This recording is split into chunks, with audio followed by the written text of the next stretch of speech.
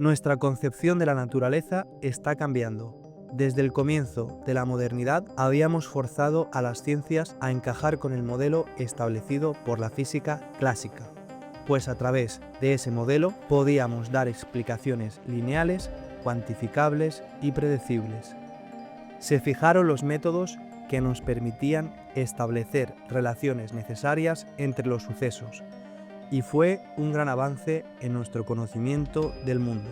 Sin embargo, ello nos había impedido comprender, incluso en algunas ocasiones ver, todos aquellos fenómenos naturales que no eran reductibles a la física, como los fenómenos propios del mundo vivo. Estos, al contrario que los propios de la física observable, no siempre dan resultados lineales ni predecibles. La ciencia moderna, queriendo limpiar nuestro conocimiento de todo aquello que no pudiera ser demostrado mediante la experimentación y la cuantificación directa, se autoimpuso una ceguera frente a los fenómenos del mundo vivo. La modernidad supuso una supresión del llamado cosmos organicista propio de los premodernos, en el que todo estaba conectado con todo, y el mundo estaba dotado de fuerzas espontáneas. Así entramos en el paradigma llamado mecanicista, resultado de las contribuciones del racionalismo cartesiano, la nueva astronomía, la física newtoniana, etc. Sin embargo, tras varios siglos de avance sólido del mecanicismo, diversas revoluciones científicas pusieron en jaque sus presupuestos, ya desde finales del siglo XIX. La evolución no finalista hizo su puesta en escena. La probabilidad, la indeterminación y la relatividad aparecieron en la física contemporánea. La ecología, el estudio de la conducta y la conciencia, así como otros tantos campos y otras disciplinas, emergían y maduraban, apuntando todas hacia un mismo camino. El mecanicismo está dejando de ser una interpretación plausible del universo. ¿Estamos entrando acaso en un paradigma organicista semejante al de los premodernos? En esta breve introducción estoy haciendo una simplificación de algunas de las ideas que abordaremos en este vídeo. Me llamo Sergio Arias y Lino Camprubí es uno de mis directores de tesis. Estoy haciendo una investigación sobre la metafísica en la restauración ecológica. Estudio la llamada filosofía rewilding, que pretende restaurar la naturaleza desde los procesos y la funcionalidad, dejando de lado el radical dualismo ontológico entre naturaleza y cultura propio de los modernos. En mi artículo académico, citado recientemente en Nature, defiendo la idea de que el llamado rewilding no es una innovación metodológica, sino que es la consecuencia de haber transformado nuestra concepción de la naturaleza.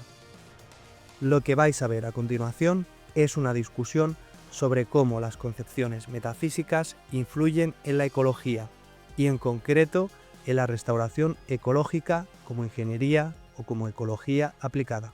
Espero que disfrutéis esta conversación. Estamos en esta ocasión con Lino Camprubí, profesor en la Universidad de Sevilla de Filosofía e Historia de la Ciencia, doctor en Historia por la Universidad de California, postdoc en el Instituto Max Planck, entre otros postdoc que me has contado que has hecho también, ¿no? Aquí en, Qué remedio, sí. en Barcelona y en Sevilla.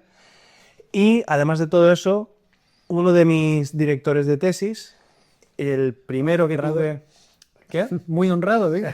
Y bueno, la honra es, la verdad es que el orgullo es mío de que seas uno de mis directores, Lino, y además, no solamente uno de mis directores, sino el que realmente me ha encauzado, me ha dado la posibilidad de desarrollar una tesis en un ámbito que es mi pasión, porque viste la noticia de que salía una candidatura y vamos, y tú fuiste el que me guió, o sea que yo eternamente agradecido por cómo me has sabido guiar, básicamente. O sea, para el que no lo sepa, ya que me haces la presentación, hago yo un poco la tuya. Sergio empezó el doctorado en Sevilla y consiguió una beca muy interesante para hacer el doctorado en Lisboa, en la Nova, en coordinación con la Fundación Valle del COA, que es un sitio muy chulo con petroglifos y también con rewilding y con varios proyectos interesantes. Y tenía la ventaja de que estaba subvencionado, pagado ese programa de doctorado. Y yo, francamente, creo que además de esa ventaja, ha tenido también ventajas intelectuales en tu desarrollo, porque te fuiste hace 3 años, empezaste aquí un año, fue además año de pandemia, fue un poco difícil el comienzo, y aquí hubiera sido una tesis muy distinta, creo, de la que estás haciendo ahí, porque ahí has enlazado, aunque yo soy profesor de Historia y Filosofía, aquí la estamos enfocando más a Historia del Rewilding. Sí. Allí las has enfocado más a filosofía del rewilding y yo creo, aparte que has aprendido mucho en estos 3 años, por supuesto, creo que ese reenfoque que tiene que ver con el nuevo sitio le ha venido bien a la tesis también, así que Sí, sí. enhorabuena. Muchas gracias, Lino, y por lo tanto, como decía, eternamente agradecido por eso. Y bueno, en el vídeo de hoy vamos a discutir sobre la cuestión del rewilding a partir del primer artículo académico que he conseguido publicar para mi tesis. Fue publicado en la revista The Anthropocene Review, una revista que es muy reciente pero que tiene un relativo impacto en la cuestión del antropoceno, que es un tema emergente. Ahora hablaremos de la emergencia también en otro sentido, ¿no? Dentro de las ciencias sociales, de las humanidades, pero también de las ciencias, ¿no? Y por lo tanto, buena noticia, también ha sido citado recientemente en la revista Nature. Eso es una Enhorabuena. Gracias, gracias. Eso sí que ha sido un bombazo, ¿no? Por lo tanto, la tesis está funcionando y bueno, Lino, además de todo esto que no os he introducido, es autor de varios libros. Aquí tenemos uno que estoy leyendo yo ahora, que ya le haré la entrevista para el siguiente vídeo, sobre el materialismo contemporáneo, sobre cuáles son las... Creo que estáis trabajando aquí con Gustavo Bueno y con Bunge, ¿no? Principalmente, ¿no? Sí, no solo, pero principalmente, y en primicia te cuento que hemos firmado, no hemos firmado nada, pero estamos a punto de firmar un contrato para hacer una versión en español, muy distinta, pero más o menos conteniendo el núcleo ontológico y epistemológico que nos interesa de cuál es el papel del materialismo en filosofía hoy en día. A mí me parece sensacional que hayáis publicado en inglés una obra que también traduce en gran parte el pensamiento de Gustavo Bueno, que no está traducido al inglés, y que siendo tan influyente, ¿no?, en la esfera hispanohablante, se ha quedado casi, que es una esfera muy grande, pero que se ha quedado casi enclaustrado aquí dentro, o sea que es muy interesante. Hay algunas traducciones de libros de Bueno al inglés, pero lo bueno que tiene esta es que está en Synthesis Library, que aunque sea de Springer, Synthesis es, pongamos, que una de las colecciones, una de las revistas más importantes en filosofía analítica a nivel internacional. Esta colección seguramente sea la más importante, con lo cual haber metido aquí este libro, que ya digo, no es solo de Gustavo Bueno, no es solo de Mario Bunge, pero es verdad que una de las cosas que intenta es presentar a esos autores, aunque Mario Bunge sí que publicó mucho en inglés, pero no es hoy en día discutido en muchos de estos círculos. Es decir, estas dos filosofías son una contribución desde el materialismo no reduccionista, decimos, es decir, inclusivo de materias que no son inmediatamente físicas o corpóreas o energéticas, sino que reconoce que hay otro tipo de entidades que no tenemos ninguna razón para llamarles espirituales, pero que por tanto podemos analizarlas con los métodos del materialismo, pero que dependiendo de estructuras materiales básicas no son reducibles a ellas. Sí, son dos materialismos pluralistas que reconocen diferentes sustancias, por así decirlo. En el caso de Bunge es un materialismo, como decir, como sistémico, ¿no? Reduce... Esa es la palabra que él utiliza, sí. Sistémico, ¿no? En el caso de Bueno es pluralista, ¿no? Es más pluralista, en el sentido de que, como él dice, no todo está relacionado con todo, ¿no? Claro, aunque Bunge también dice exactamente lo mismo. Entonces, una de las cosas que hacemos es, frente a alguna dicotomía, muchas veces comentada por ambos autores, tanto por Bunge como por Bueno, y más todavía por sus seguidores, pues lo que hacemos es ver los puntos de encuentro entre ellos y puntos de encuentro con otras filosofías, sean materialistas o no. Esto es una de las novedades interesantes del libro, que tampoco es una novedad absoluta, pero bueno. Bunge, por ejemplo, tendía a menospreciar mucho las filosofías idealistas. Sin embargo, aquí vemos con un discípulo de Bunge, que es un discípulo independiente, digamos, Gustavo Romero, pues lo que vemos es cómo recuperar algunos de esos contenidos para el materialismo. Y entonces ni Bunge es monista, Bunge aprueba el pluralismo, es decididamente pluralista, ni Bueno es solamente pluralista, también aprueba y defiende la continuidad entre diferentes dimensiones de la materia, por decirlo así, con lo cual apuntamos a los parecidos de estos dos autores entre sí y con otros materialismos, a la vez que destacamos sus diferencias y a la vez que nos separamos de ellos, tanto de Bunge como de Bueno, en los puntos que nos parecen más críticos, menos desarrollados, más ambiguos, con lo cual no es solo el objetivo del libro unir a Mario Bunge y a Gustavo Bueno, como a veces se ha dicho, o presentar sus filosofías a un público angloparlante, es reescribirlas críticamente para ser capaces de reactualizarlas y ponerlas a funcionar en debates muy interesantes que existen en el presente y que a veces podrían beneficiarse de estas intervenciones. Y uno de los beneficios que puede tener este debate, vamos a verlo directamente en el tema de esta conversación, que está muy relacionado porque vamos a discutir el rewilding, pero sobre todo desde el punto de vista de la filosofía y cómo la concepción que tenemos de la naturaleza está influyendo en cómo restauramos la naturaleza, ¿no?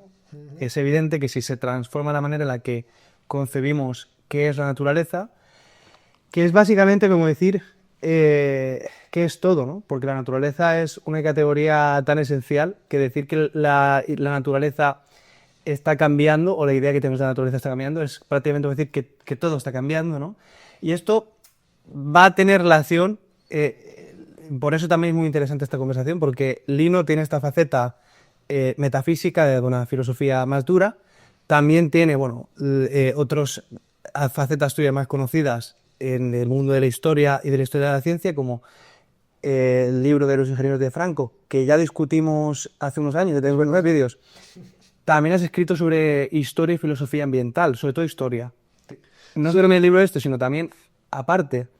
Sí, sobre todo la historia de Doñana, del Parque Nacional de Doñana, sí. O sea que hay muchas facetas de ti que son idóneas para discutir estos asuntos, para que seas mi director de tesis sobre estos asuntos, porque tienes tienes el pensamiento crítico para poder revisar cualquier cosa que escriba, ¿no? Y ponerme límites, en definitiva, ¿no? Entonces, lo que vamos a hacer aquí es, la propuesta que yo tenía es tratar mi artículo y ir profundizando en algunos temas en los que tú me puedas ayudar y quizá de esta conversación también salga material adecuado para mi propia investigación luego, ¿no? Vale, vale, vale. O sea, una tutoría, pero en vivo y en directo. Sí, exactamente. Así que, bueno, debo decir, por cierto, hablando de esto, que en este tiempo, y eso es lo mejor de dirigir tesis, tú ya sabes más sobre estos temas, mucho más que yo. Es decir, que esta tutoría es de dos caminos, porque claro, cuando un estudiante de doctorado, esto solo pasa a nivel de doctorado, puede pasar en otros niveles, pero sobre todo a nivel de doctorado, se mete tanto en un tema, pues de calle sobrepasa lo que sabe el director y a mí me gusta mucho esto porque así aprendo cosas nuevas, así que, y las aprendo hablando contigo, las aprendo leyéndote y las aprendo también en tu canal, así que... sí, sí, sí. No, está claro, al final yo dedico a esto 30 horas de la semana o 40 algunas semanas, entonces, aunque tengas muchísima más experiencia que yo, si no te enfocas en este tema, al final está claro, ¿no? Al final el conocimiento, la especialización es inevitable, es inevitable. Y bueno, la cuestión es que en este artículo, que como digo se ha citado recientemente en Nature, se llama El abandono de la idea de la naturaleza pura, en inglés esta idea es wilderness, ¿vale? No hay una traducción literal en español. Dos puntos, rewilding como la consecuencia de la metafísica del antropoceno en la restauración ecológica. Yo lo que digo en este artículo es que el rewilding como tal no existe. ¿En qué sentido? No implica ninguna introducción metodológica ni se ha visto transformado el corpus de la ecología en cuanto tal. Lo que yo argumento en este artículo es que la idea de naturaleza está cambiando y que cuando cambie la idea de naturaleza, que ahora vamos a discutir cuál es la idea de la naturaleza que hemos heredado de la modernidad y en qué forma de concepción de naturaleza estamos entrando ahora, al cambiar esa idea de la naturaleza ha cambiado las prácticas, no las prácticas, sino el cómo operamos con los elementos del entorno, ¿vale? Entonces, ¿qué consideras tú, Lino, sobre esta idea de que la naturaleza está cambiando, lo que entendemos? En primer lugar, a mí me parece muy interesante la tesis central, ¿no? Que es decir, el corpus ecológico puede seguir siendo el mismo, pero los presupuestos filosóficos pueden afectar mucho a cómo se interprete ese corpus.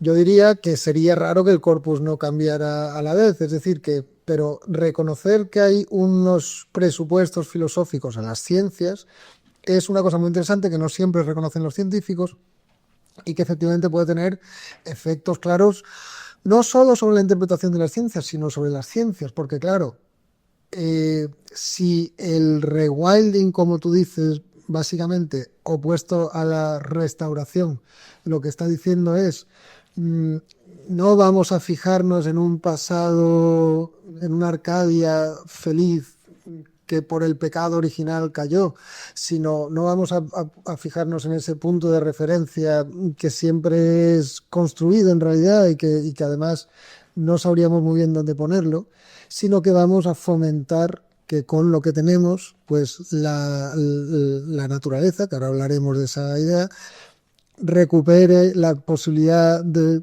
subsistir autónomamente dentro de la medida de lo posible. Claro, tú mismo en el artículo dices, eso es un cambio filosófico, pero es un cambio filosófico apoyado también en ciertos desarrollos dentro de la ecología. Desarrollos que en parte son a su vez filosóficos, en concreto las ciencias de la Tierra, claro, las ciencias del sistema Tierra, que como dices también en el artículo, y lo ha estudiado gente desde Latour hasta Dutrell, Sebastián Dutrell y más gente, las ciencias de la Tierra se desarrollan en gran parte a partir de la idea de Lovelock de Gaia. Y la idea de Lovelock de Gaia es una idea científica, pero es una idea también filosófica, que es una especie de llamada a recuperar el organicismo, de llamada a recuperar de salir del mecanicismo propio de las ciencias físicas, que antes se veía como el objetivo o ideal también para las ciencias biológicas, decir, oye, el mecanicismo no nos vale porque hay sistemas de realimentación que solo se pueden entender si le pones el prefijo auto delante. Pues hay autopreservación que está muy clara a nivel del organismo, y ellos lo que intentan es extrapolarla a nivel de planeta Tierra. Y ese cambio de paradigma, dices tú, siguiendo la terminología de Kuhn, es filosófico, pero a la vez es científico, porque efectivamente la ecología, coincidiendo con esa época, a lo mejor un poco antes, hay que tener en cuenta que estas ideas de Gaia, del sistema Tierra, tienen precedentes. El más conocido es Levontin, pero también Vernadsky en la Unión Soviética en los años 30, cuando habla de biosfera, que es un término que ya estaba acuñado desde finales del 19, cuando habla de biosfera dice muy explícitamente los seres vivos son capaces de cambiar la composición geoquímica de la atmósfera, del suelo y de los océanos. Con lo cual, esa idea de que la vida ayuda a crear las condiciones para la vida en la Tierra ya estaba funcionando, Lovelock la recupera y la pone como el centro de los intereses de la NASA, ni más ni menos. Y es dentro de la NASA donde se fomenta la creación de las ciencias del sistema Tierra. No es casual que sea la NASA, dado que la NASA tiene esta visión de la Tierra desde fuera y tal. Pero, por ejemplo, la ecología de Levontin y sobre todo lo que empieza a pasar a partir de 1980, que es cuando se crean las ciencias del sistema Tierra, y 90, como proceso unido, pero no exactamente, no totalmente dependiente, es esta ecología de la que tú hablas, de la ecología del no equilibrio. Aquí pasamos de ver el ecosistema como un acabado perfecto con disruptores externos, el input y el output de la cibernética, que es como se dibujaban los ecosistemas antes, con Odum y todo eso. De manera casi mecánica, ¿no? De manera bastante mecánica, aunque Odum es un grande, pero bueno, que es la cibernética de input-output, a las ecologías de no equilibrio que De meta-equilibrio que se llama, ¿no? o de metaequilibrio, o de muy lejos del equilibrio, que lo que dicen es, oye, no, el sistema está continuamente readaptándose. Ese concepto de resiliencia que está ahora tan de moda tiene mucho que ver con esto. Pues, y no es exactamente lo mismo que resistencia. Muchas veces decimos, es lo mismo un préstamo del idioma inglés. Es que no es exactamente lo mismo, porque resistencia significa mantenerte. Resiliencia es adaptarte. Entonces el sistema está en continuo cambio. Eso, el rewilding, parecería que frente a la antigua idea de la restauración se basa en eso, pero ahí el cambio no es solo filosófico, es también científico. Es que la propia ecología ya no está hablando de un sistema al que haya que volver, sino que está reconociendo que a través de los milenios, pero mucho más de los millones de años, hay cambios climáticos, hay cambios de biodiversidad, hay cambios constantes, con lo cual es absurdo pensar en una evolución dirigida a un equilibrio estable. Es una evolución que nunca para. Aquí hay un par de asuntos que para de alguna manera esquematizar y orientar la conversación serían muy interesantes. Y es, el primero, todo esto está en el artículo, que antes del nacimiento de la ciencia moderna, los premodernos, y así continúa siendo o ha continuado siendo en el resto de esferas culturales, han considerado que el universo era una entidad orgánica, en la cual tanto el orden moral como el orden natural estaban entrelazados. Todo estaba entrelazado, todo estaba relacionado. Las formas en las que se concebía la naturaleza, como digo en el artículo, que muchas veces estamos recuperando ahora, vamos a decir, no eran mecánicas, en el sentido de que la naturaleza era un agente vivo, bifaz, caracterizado de manera bifaz en las narrativas, como filtrador y como proveedor, ¿no? ¿Qué pasa con la modernidad? Que queriendo limpiar todos los pensamientos, explicaciones mágicas o queriendo acabar con las supersticiones en general, se tiene que, de alguna forma, inanimar la naturaleza, ¿no? Porque hay que reducirla a los patrones cuantificables lineales que estén exentos de de la posibilidad de pues introducción de una divinidad, ¿no? De participación de una divinidad en los fenómenos o cualquier suerte de superstición, ¿no?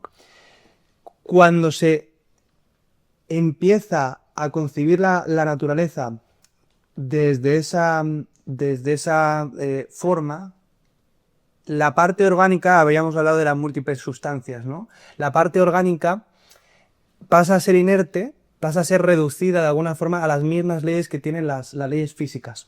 Como que las leyes que ahora hablaremos de la ecología o de los organismos vivos en general, dejan de, no porque se conociesen antes de la modernidad desde un punto de vista racional, sino porque muchos fenómenos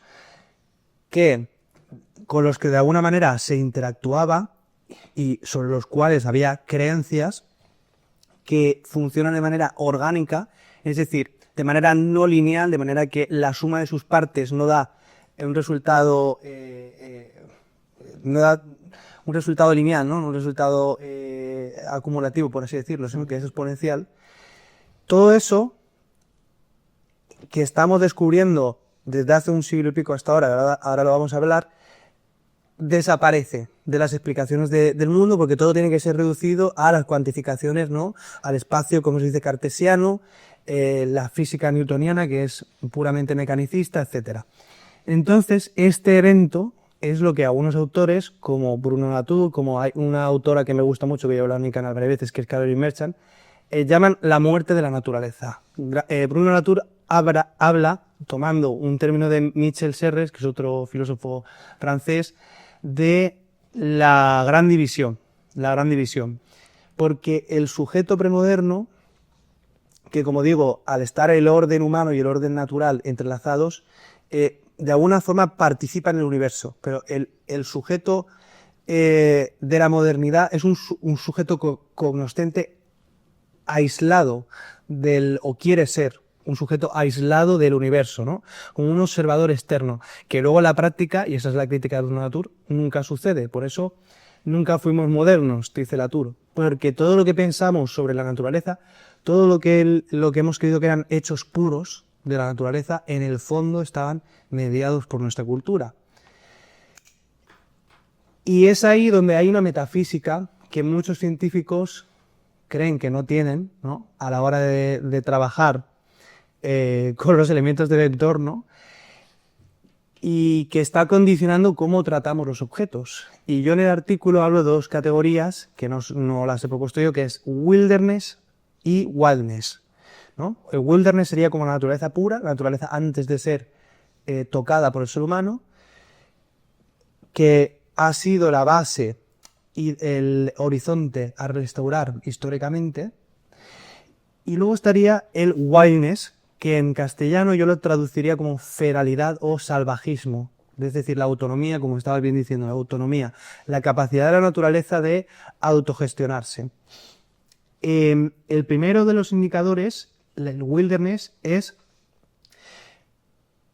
un ideal basado en la dualidad metafísica entre naturaleza y cultura, básicamente. Para que tú consideres que la naturaleza es pura antes de ser tocada por el ser humano y su cultura, tienes que creer que hay dos sustancias, ¿no?, distintas, o que la cultura es esencialmente distinta de la naturaleza. Y también tienes que atribuir una serie de ¿cómo decir?, características metafísicas es decir, considerar la cultura como algo intrínsecamente negativo, ¿verdad?, que corrompe esa armonía natural, y considerar la naturaleza como un estado, perfecto, que no evoluciona, etc. Bien, como en el mundo en el que vivimos es un mundo, en esos términos, totalmente híbrido, es decir, ya hemos transformado la biosfera en tal grado que ya no encontramos procesos puramente autónomos. Prácticamente, yo cito un artículo de que solo el 3% de la superficie terrestre se considera intacta a nivel faunístico. Es decir, que no ha sufrido ni una sola extinción por la intervención humana, solo un 3%. Incluso territorios que hemos considerado históricamente puramente salvajes, como el Amazonas, hoy sabemos que muchos de los frutos del Amazonas son tan grandes porque hubo civilizaciones que los seleccionaron y los hicieron más grandes, ¿no? Que hay pirámides sepultadas por la selva, ¿no?, que desaparecieron porque llegaron los españoles allí, ¿no?, y expandieron las enfermedades y todo aquello colapsó. Y ya para cuando llegaron los españoles la selva se lo había tragado, ¿no? O sea que incluso esos sitios que hemos considerado prístinos ya sabemos muy bien que están alterados.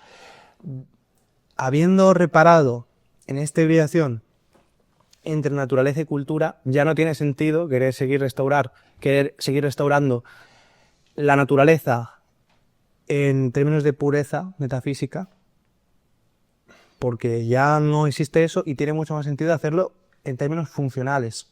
Vale, vamos un poco por partes, ahora seguimos con la funcionalidad. Sí. En tu artículo dicen exactamente lo que has dicho ahora.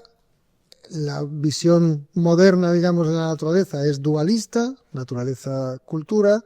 Es una división que tiene raíces premodernas. La idea de Gracia, Gustavo Bueno, en su libro El mito de la cultura, propone como uno de los antecedentes de la idea de cultura la idea de gracia, y la idea de gracia se oponía muchas veces a la de naturaleza. Santo Tomás tiene la frase aquella de natura non tolit gratia sed perficis, es decir, la naturaleza no quita la gracia, gratia non tolit natura. La gracia divina no erradica la naturaleza, en este caso del ser humano, sino que la perfecciona, pero hay una parte natural que no podemos quitar del ser humano en general. Pues lo mismo pasa cuando hablamos de la cultura. Según Gustavo Bueno, es una secularización de la idea de gracia, una secularización ya moderna, siglo XVII, XVIII y sobre todo XIX. Pues esta idea de que la cultura se sobrepone a la naturaleza. Y efectivamente eso implica un dualismo, y ese dualismo a veces hace como con la gracia perfecciona a la naturaleza. Esto, por ejemplo, hay un nodo muy gracioso de 1950 y poco sobre una presa en el Noguera Ribagorzana, un salto de agua en el Pirineo, que además le ponían una capilla, una pasada de Eduardo Torroja, una estructura laminar muy chula en el 53, al lado de la presa, con lo cual todavía estaba esta idea teológica funcionando, y básicamente lo que decía el locutor de Nodo en un acto de propaganda es: el run run de los motores viene a esta naturaleza sublime y la perfecciona, ¿sabes? O sea, en ese caso el dualismo está ahí, pero la naturaleza es buena y la cultura es mejor, y entre las dos se perfeccionan.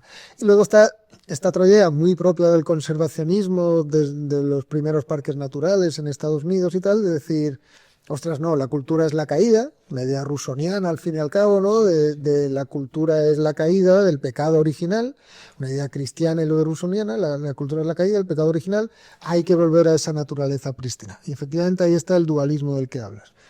Otra alternativa de la que hablas es el monismo, es decir, la naturaleza y la cultura son lo mismo. Esto tiene perfecto sentido desde un punto de vista evolutivo, pues porque sabemos que hay culturas animales muy anteriores a las culturas humanas. Por ejemplo, se sabe que las ballenas tienen ya vocalizaciones desde hace 40 millones de años, y sabemos hoy en día que esas vocalizaciones son culturales, en el sentido de que hay dialectos regionales que se transmiten de generación en generación, con lo cual sabemos que hay culturas no humanas, es decir, que dentro del reino animal, en contrario de lo que pensaban los cristianos o Santo Tomás o antes de Darwin en general, dentro del reino animal, que podemos explicar evolutivamente las ventajas que tiene tener culturas. Hoy sabemos que las orcas, por ejemplo, cazan de muy distintas maneras en unas regiones del planeta de otro porque tienen su subcultura. Lo mismo pasa con los lobos, etcétera, etcétera.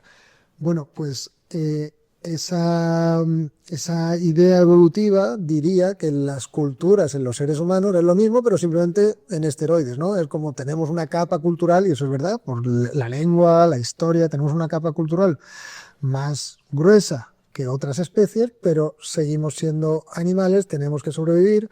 Hay arqueólogos, por ejemplo, y antropólogos que proponen que las formas culturales sobreviven o no según las presiones de la selección natural, y entonces utilizan la evolución, la teoría de evolución, para analizar el material antropológico. Dice, vale, tú puedes inventarte 1000 historias, pero si energéticamente eso no tiene sentido, tu sociedad va a terminar pereciendo, o ese rasgo cultural en concreto de tu sociedad va a terminar pereciendo. Eso sería un monismo, en el sentido de que la cultura también es naturaleza. ¿Vale?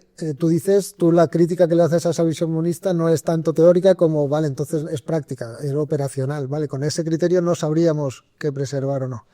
Entonces tú lo que propones es lo que decías de la naturaleza híbrida.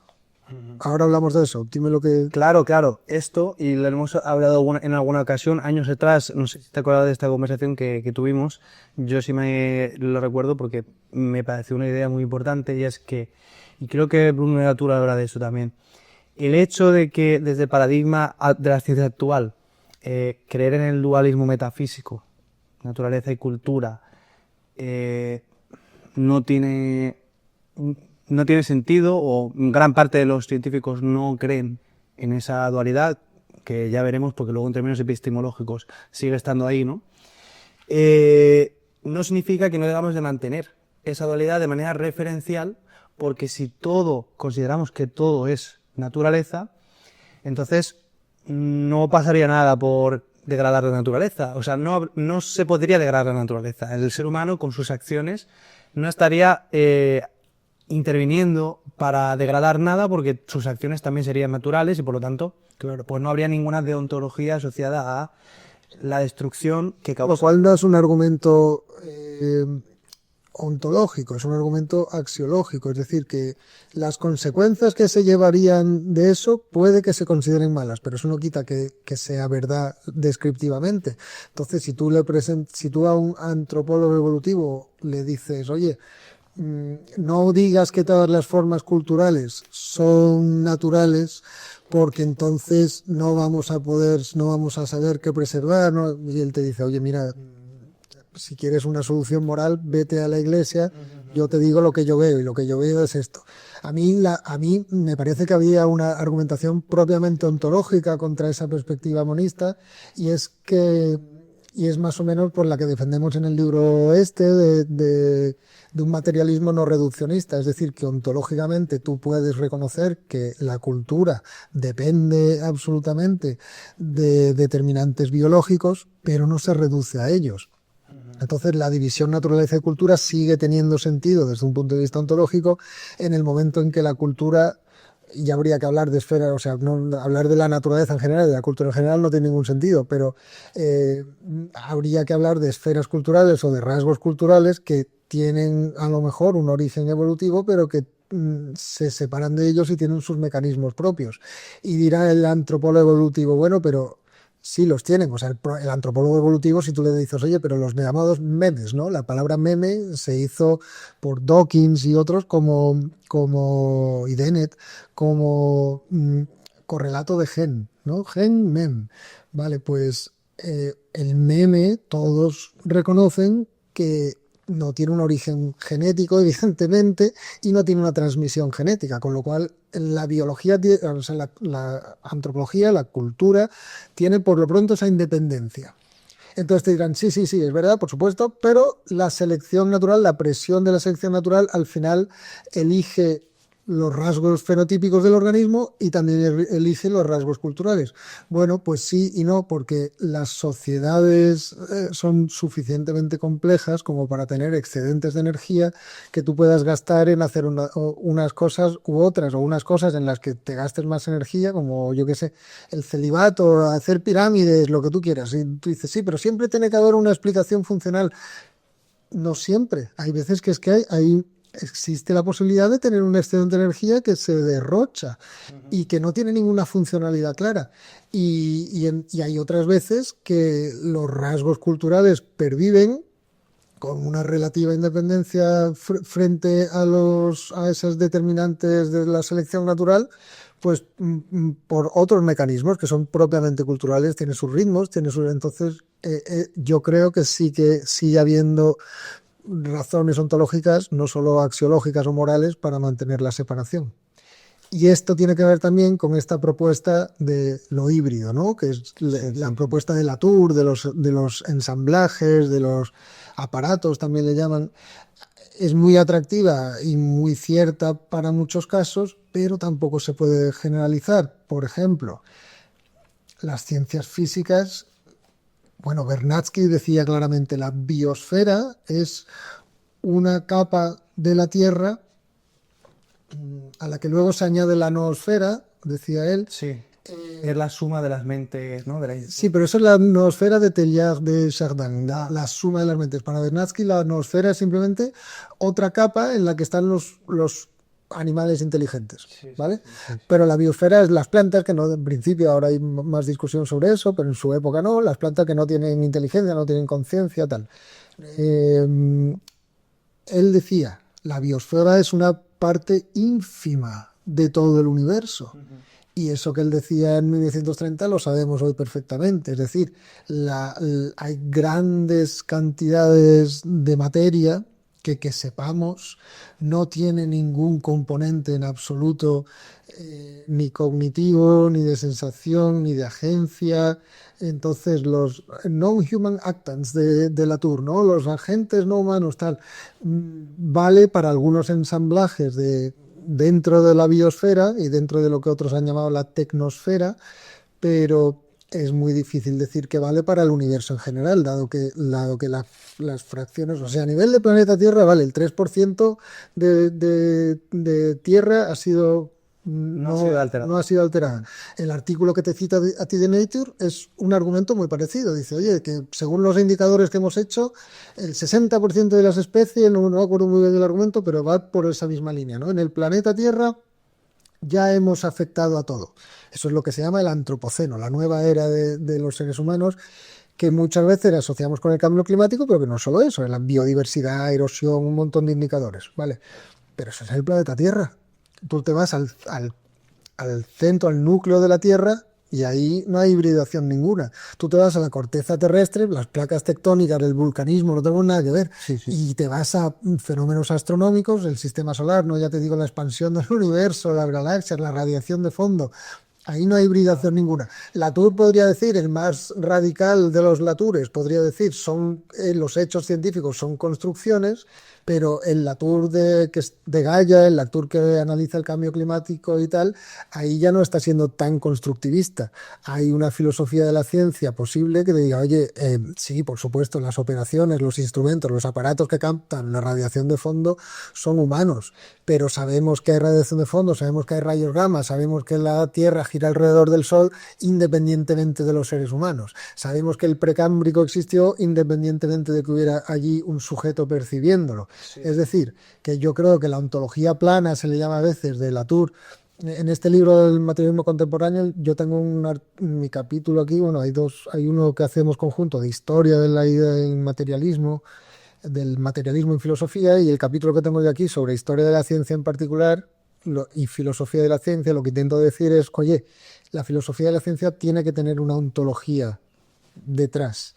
Y el materialismo, los nuevos materialismos, muchas veces no tienen una ontología detrás, tienen una ontología plana, donde todo más o menos son productos de las alianzas, dice Latour, entre agentes o actantes humanos y no humanos.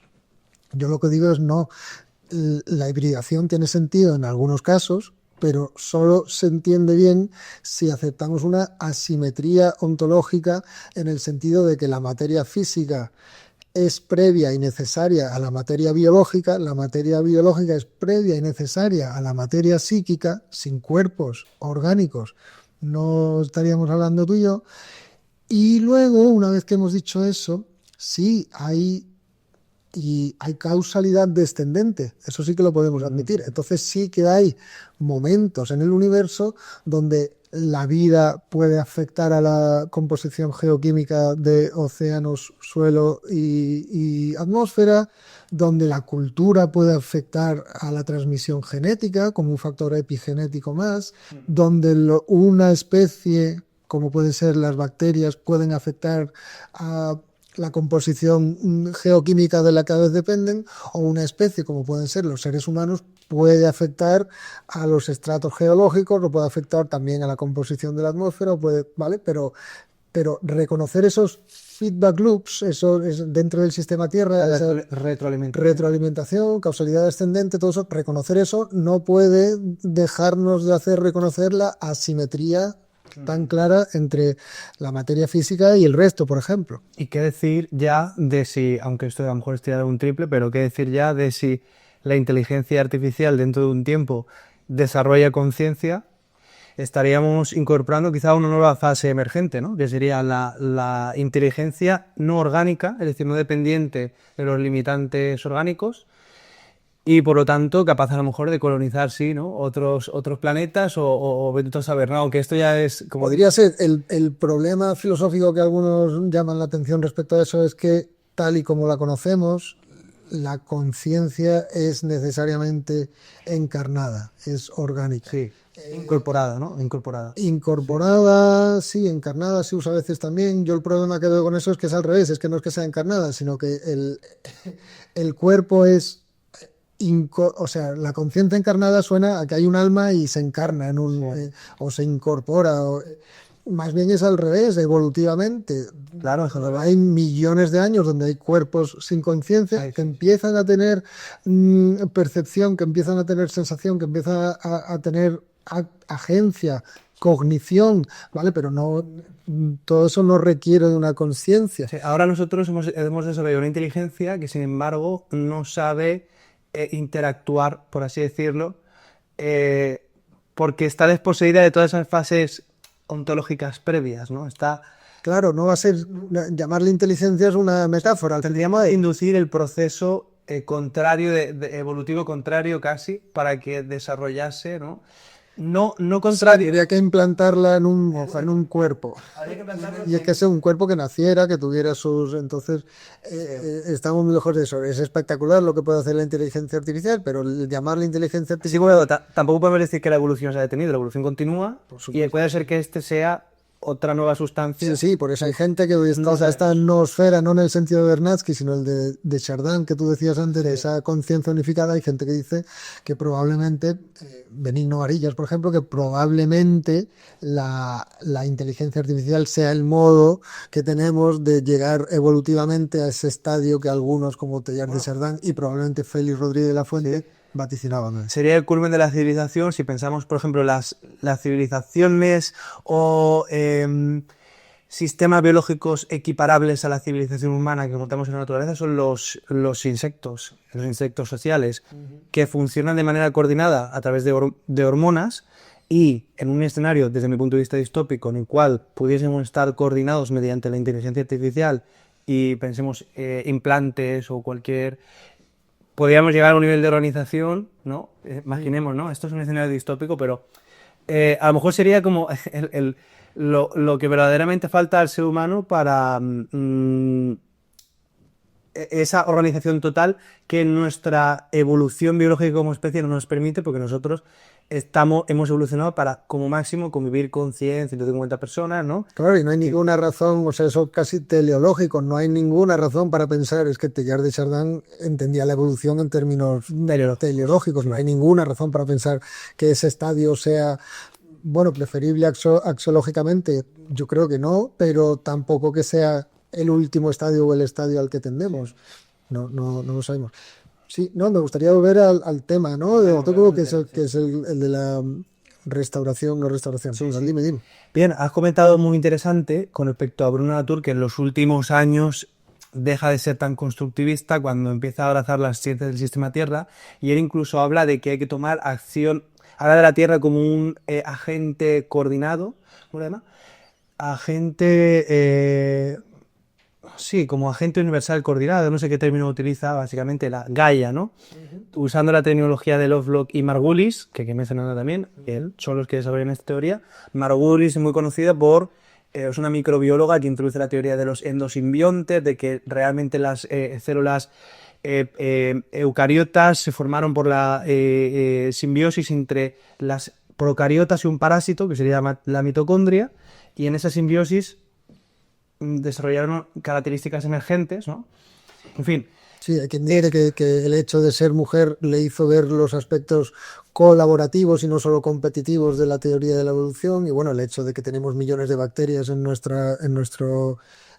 flora intestinal y tal, y que sin ellas no perviviríamos porque son las que hacen gran parte del metabolismo. Que esto sería parte de lo que yo digo en el artículo, de ese vuelta al organicismo premoderno. O sea, yo no digo que estemos volviendo a la premodernidad, tampoco pensemos esto, pero sí que es cierto que he leído muchos autores, y ya no solo en el ámbito de las humanidades, sino también científicos, que apuntan a que estamos transformando la manera en la que concebimos la naturaleza, y hay muchas semejanzas, eso sí, ya con un método científico que nos da un juicio frente a supersticiones y frente a explicaciones de intervención divina y cosas así, pero que apuntan a que efectivamente, dado que hay sustancias, como en este caso hemos hablado de que el mundo orgánico no se rinde a leyes estrictamente mecánicas, porque el mundo orgánico, antes has hablado de que las sociedades humanas pueden generar excedentes y eso permite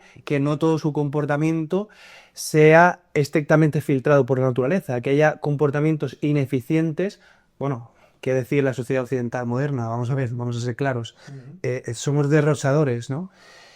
Si verdaderamente, si no fuese por el mundo orgánico, la energía que llega del sol rebotaría en la superficie y se iría fuera. El mundo orgánico retiene esa energía y al final se va fuera, pero primero pasa por las cadenas tróficas, por esas cadenas tróficas influyen también en la atmósfera, etcétera, ¿no? O sea, los seres vivos tenemos la capacidad de, hasta cierto sentido, como decir, trascender o encauzar cómo la energía se disipa y hacer de ello una cosa distinta. Entonces, bueno, volviendo a Bruno Latour. Bruno Latour, en los últimos libros que tiene, eh, abandona en cierto sentido ese primer Latour, esas ideas del primer Latour, en las cuales él en Nunca fuimos modernos, por ejemplo, habla de que como la naturaleza como idea, como abstracción, no es universal, y no solamente no es universal, sino que como vemos está cambiando constantemente, por lo tanto, que es una pena abstracción, que no es un absoluto. No podemos hablar de que exista un polo de la naturaleza universal a todas las culturas y múltiples polos en la cultura, que es un poco el paradigma, yo creo, de contemporáneo, ¿no? Que pensamos que lo verdadero es la naturaleza y que encima de la naturaleza flotan la infinidad de culturas que hay en el mundo. Latour viene, en ese primer Latour, ¿no?, de Nunca fuimos modernos, viene a decir, oye, no, esto no es así, porque eso que nosotros llamamos naturaleza está cambiando, está dotado de interpretaciones metafísicas, por lo tanto, sin negar que la naturaleza exista, nosotros no tenemos un acceso directo a los hechos puros, como pensaban los modernos. De ahí la teoría de Torre, del laboratorio, no sé qué. Bueno, todo este Latour, el primer Latour, que es el que le hizo famoso, básicamente. Y habla de sistemas, naturaleza y cultura. Él dice, cada cosmovisión del mundo es un sistema, naturaleza y cultura por sí mismo. Pero ya en el segundo Latour, cuando se ponen con la ciudad del sistema Tierra, viene a esto, de decir, oye, por mucho que haya muchos sistemas, naturaleza y cultura, si tú no eres compatible con el medio ambiente, pereces, ¿no? O sea, tú no puedes tener una cultura que esté por encima de los condicionantes ambientales. Por lo tanto, creando ese nuevo agente, ese actante universal coordinado, ¿no?, esa Gaia, que es de alguna forma una amenaza para que responde, que es activo ante nuestro derroche, básicamente, todas las culturas pasan a estar subordinadas en común, independientemente de lo que cada uno interprete sobre qué está sucediendo, ¿no? Porque tú puedes creer que se está desecando tu tierra porque así lo ha determinado una divinidad, ¿no? Si imagínate que perteneces a una etnia, no sé, de cualquier país o región de África, ¿no? Tú ves que hay un proceso de desecación, tú puedes dar interpretaciones mitológicas a eso, o puedes creer que es por el cambio climático antropogénico, pero los hechos están ahí, ¿no? En definitiva. Entonces, ese segundo Latour recula un poco, yo diría, En ¿no? mi opinión ya no es construccionista, yo estoy casi Sí, más de acuerdo con el segundo que con el primero. sí. El primero decía que propedéuticamente, es decir, metodológicamente, la filosofía de la ciencia y la historia de la ciencia, cuando estudiaba controversias, no podía tener a la naturaleza como un criterio, sino que tenía que estudiar las controversias en sí mismas, cómo iban ganando aliados. Bueno, pues a lo mejor en la historia de la ciencia tiene cierto sentido ver las cosas así, pero la historia de la ciencia tiene necesariamente un componente finalista en el sentido de que tú sabes, como historiador de la ciencia, que el heliocentrismo es más verdadero que el geocentrismo. Ya Kuhn, no necesariamente Latour, Kuhn dice, vale, pero tómate en serio a los geocentristas. Sí, sí, perfecto, te tienes que tomar en serio a los geocentristas, tienes que entender que durante 2000 años no había una física capaz de dar cuenta de un sistema solar heliocéntrico, y entonces el geocentrismo era por defecto la solución más fácil, y entonces tú hacías los cálculos de los epiciclos, tal, aunque fueran hipótesis ad hoc, aunque te costara la misma vida, esfuerzo matemático hacerlo, pues sin embargo convivías con eso, ¿vale? Servía para dar explicación a Servía para explicación, ¿vale? Pero nosotros como historiadores sabemos que Copérnico tenía más razón que Ptolomeo, y esa asimetría en la naturaleza necesariamente tiene que entrar en nuestra historia, porque aunque tú digas sí, pero cuando Copérnico se optó por el heliocentrismo, seguía habiendo problemas matemáticos porque él hablaba de círculos, hasta Kepler no hay elipses, y ahí ya es cuando empiezan a solucionarse las cosas. Me da igual, una vez que estamos ya hablando de Kepler, que contemporáneo de Galileo, ahí ya es cuando eso es evidente. Copérnico no hace el cambio, Copérnico lo propone, pero quienes lo hacen son Kepler y Galileo. Pero una vez que estamos ahí ya situados, nosotros nos identificamos más con la verdad del heliocentrismo, y por tanto somos capaces de juzgar esos 2000 años desde ese punto de vista. Decir, oye, que estos epiciclos que hacen todos los astrónomos medievales, todo esto son constructos matemáticos dedicados a soportar una teoría. Pues pasa lo mismo en otras controversias de la historia de la ciencia. Yo no veo fácil que los historiadores y los filósofos de la ciencia fijan que no conocen el resultado científico real, ¿sabes? Pues Sí. parecido.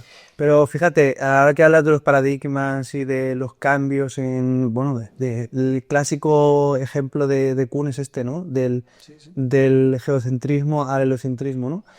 Vemos que cuando sucede un cambio de esta naturaleza, hay implicaciones también en el orden moral o en qué lugar los seres humanos dan a su... se dan, ¿no? En el universo o en esa... En fin, que si tenemos un rol distinto aquí, ¿no? La teleología, ¿no? Que hablábamos, ¿no? Entonces, al final, y esto por lo que dice Latour, que nunca fuimos modernos, todas las teorías científicas que han supuesto cambios ontológicos han implicado, por efecto cascada o dominó, cambios también en qué pensamos sobre nosotros, qué sistemas de valores tenemos. Y hay algunas teorías científicas que son compatibles con, y esto es lo que estoy explorando con un texto que voy a pasar en las próximas semanas, con nuestros sistemas de valores y creencias y con teorías que no. Antes has hablado de que Margulis, se dice por derechos de mujer, ha recuperado una visión más cooperativa o participativa de la vida, porque nosotros veníamos de un siglo y seguimos estando de paradigma darwinista, evolucionista, ¿no? En el que la vida es dirigida casi por exclusivo, ahora ya estamos viendo que no, por este tipo de teorías, por proceso de filtración, que decíamos antes, ¿no? De que los modernos ya contemplaban, pero en otro sentido. Es decir, la competitividad, la filtración ambiental y la filtración sexual, ¿no? Las hembras filtran a los machos y el ambiente filtra a los dos, ¿no?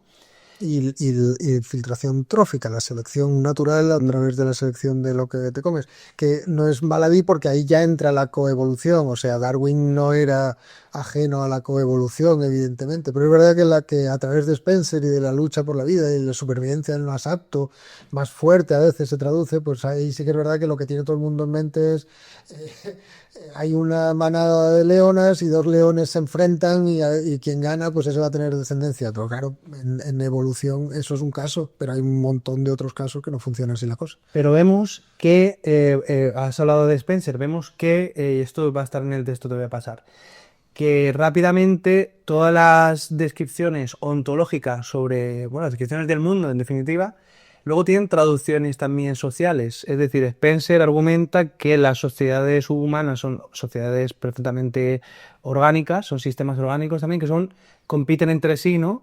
Y que la sociedad más fuerte o la cultura más fuerte se impone sobre las demás. Eso hemos llamado darwinismo social. Y no solo son aplicaciones sociales, sino que el propio Darwin reconoce desde el principio que él toma a su vez cosas de las ciencias sociales, en concreto de Malthus. Exactamente. La frase la lucha por la vida, esa está tomada de Malthus, en el sentido de hay una población que crece exponencialmente, unos recursos que crecen solo aritméticamente, con lo cual hay escasez de recursos y hay algunos que van a acceder a esos recursos y hay otros que van a perecer. Ahí es donde vemos que siempre hay una participación entre la naturaleza y la cultura, incluso en nuestra percepción, independientemente de que nosotros creamos o no en la gran división que dice Latour. Es decir, por mucho que nosotros creamos que los hechos de la naturaleza son puros y son ajenos a lo que, o sea, que no están desposeídos de metafísica, nosotros no podemos acceder a ellos con independencia. Podemos acceder a lo mejor en cuantificaciones, ¿no? Numéricas, etcétera. Pero nosotros luego, cómo articulamos nuestra relación con esos hechos siempre necesariamente está mediada. Y aquí vemos que el evolucionismo ha sido utilizado, el darwinismo ha sido utilizado para, bueno, pues instrumentalizado políticamente para legitimar ciertas teorías, como ese caso del liberalismo político, ¿no? El liberalismo político se ha nutrido de algunos autores de la idea de la competencia como una no purificadora, sino perfeccionadora o mejoradora. Que O sea, es que de nuevo, la tour a mí me parece insuficiente porque sí, claro, nosotros no tenemos acceso a la realidad absoluta, sea lo que sea, no tenemos acceso a los hechos puros, pero tampoco por eso hay que ser kantiano en el sentido de que hay una cosa en sí incognoscible. No, no, nosotros, a través de las ciencias sobre todo, tenemos acceso a una parte de esa realidad y una parte que somos capaces de tejer en nuestras teorías. Una teoría científica se distingue de una teoría no científica, es decir, se habla de la teoría de la evolución, sí, pero la teoría de la evolución no es la teoría conspiranoica, es otro tipo de teoría. ¿Y en qué se diferencia? Pues que la teoría científica es capaz de entretejer partes importantes de la realidad, con lo cual Darwin mismo, porque muchas veces muchos que quieren salvar a Darwin de su época dicen, no, eso era Spencer o su tío o su sobrino. No, no, a ver, Darwin mismo tenía ideas sexistas, racistas propias de la época victoriana. Sí. Pero y luego la teoría sintética tenía sus problemas también, porque era, por ejemplo, hoy se considera que es un genetismo injustificado, y hoy se considera que la epigenética tiene mucho que decir. Era más mecanicista por esta idea de incluso la biología molecular de 1950. Era más mecanicista que lo que hoy es la biología, porque hoy la biología considera que los procesos, que el todo tiene mecanismos que no se explican solo por la acción de las partes, como por ejemplo una célula se suele representar como si fueran raíles mecánicos y tal, cual dicen, no, no, ahí hay un montón de bombas de potasio, hay un montón de iones que van, boom, tormentas de iones, es mucho más caótico. Ahí lo que tenemos que tener en cuenta es lo que tú decías, que no son procesos lineales, sino que son procesos no lineales en los que las interacciones de las partes producen resultados que no pueden estar previstos en ninguna manera desde las partes. Pero esto que nos está diciendo que desde Darwin hasta ahora, que a ver, ha pasado tiempo, pero tampoco tanto tiempo, si eres historiador o si eres geólogo, desde Darwin hasta ahora, hasta Margulis, por ejemplo, que Margulis explícitamente dice, oye, yo estoy superando a Darwin, ¿vale? Pero estás superando a Darwin desde el marco de la evolución, desde el marco evolutivo, y entonces estás ampliando la franja de verdad de la evolución, con lo cual estás acercándote más a lo que la realidad es, o al menos algún aspecto de la realidad, de lo que se puede acercar un maorí, de lo que se puede acercar Santo Tomás o de lo que se puede acercar el propio Darwin. Es decir, que sin ser capaces nosotros de llegar a la realidad absoluta, no se puede decir que hay un constructivismo total, no, cada vez sabemos más cosas. Claro, claro, claro. Hay una cosa muy curiosa que dices aquí, ¿no?